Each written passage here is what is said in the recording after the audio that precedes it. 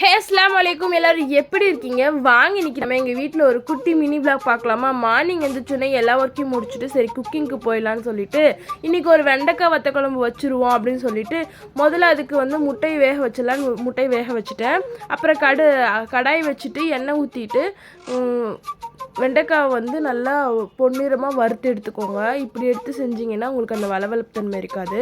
அதே எண்ணெயில் கடுகு, வெந்தயம், கருவேப்பிலை, பூண்டு எல்லாத்தையும் போட்டு நல்லா வதக்கிட்டு அதிலே வெங்காயம் போட்டு நல்லா வதக்கிக்கோங்க. தேவையான அளவு கொஞ்சோண்டு உப்பு போட்டு அதை நல்லா வதக்கினதுக்கு அப்புறமா இப்போ நம்ம மசாலா போட்டுக்கலாம்.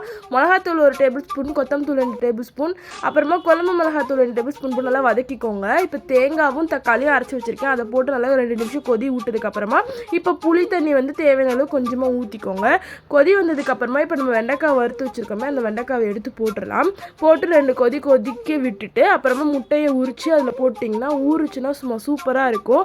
நான் முட்டையை உரித்து அதில் போட்டுவிட்டு அப்புறம் சைட் பை சைடாக இது சோறி நல்லா பலன்னு வடித்து எடுத்து வச்சுட்டேன். இன்றைக்கி எங்கள் வீட்டோடைய மெனு இதுதான். பிடிச்சிருந்தா லைக் அண்ட் சப்ஸ்கிரைப் பண்ணுங்கள்.